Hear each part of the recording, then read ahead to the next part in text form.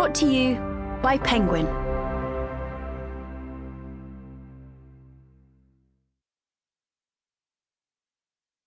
Disobedient by Elizabeth Fremantle. Read by Emma Darcy. Part 1. Artemisia Gentileschi said, "I'll show you what a woman can do." Chapter 1. Beatrice Cenci. Rome, September, 1599. The studio smells of minerals and linseed. It is silent, save for the rhythmic grinding of the pestle and mortar, as a studio assistant mills pigments at a bench, gaudy splats of colour, glossy with oil. Artemisia sits motionless. She's trussed up uncomfortably like a joint of mutton, in a puce silk dress that belongs to another girl. A loose wire in her jewelled headband torments her.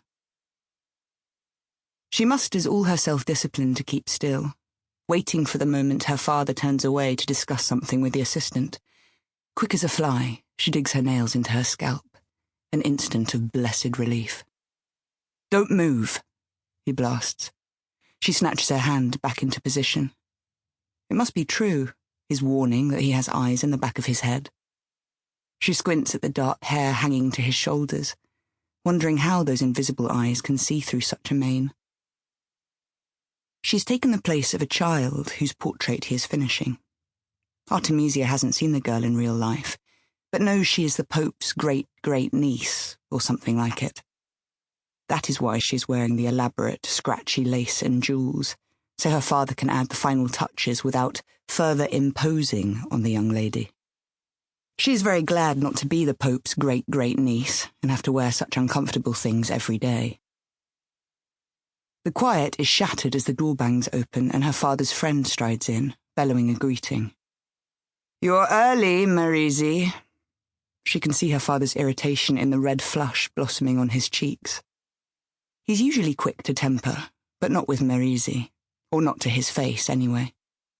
Behind his back he calls him that vile miscreant, and worse things she is not supposed to have overheard. "The devil's taking all my commissions. Everyone calls him a genius. He's not a genius, he's a plague sore." "Early? On the contrary." Marisi is wearing a grin. "We'll miss all the fun if we don't hurry."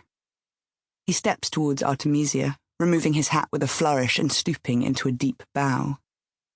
"Michelangelo Marisi de Caravaggio, at your service, my lady." "I'm not—" She stops, unable to remember the Pope's great-great-niece's name.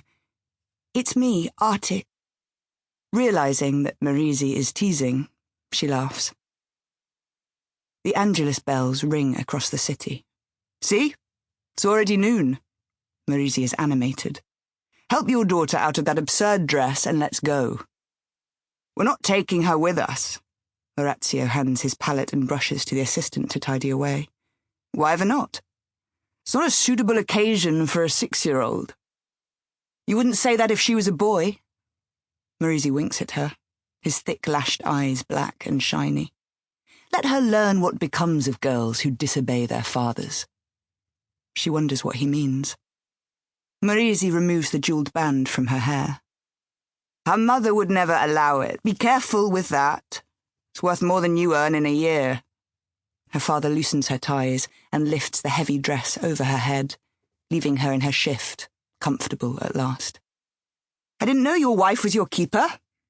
Marisi is standing in the doorway, tapping the jam.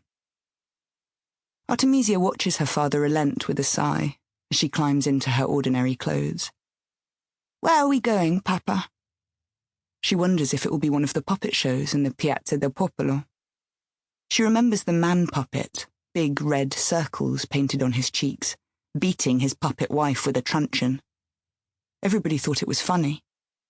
"Isn't it much more exciting if it is a surprise?" says Marisi. "No." He laughs at her.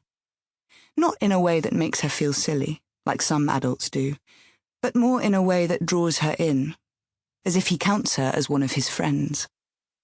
Look. He's holding out both of his hands. His fingers are... Sample complete. Ready to continue?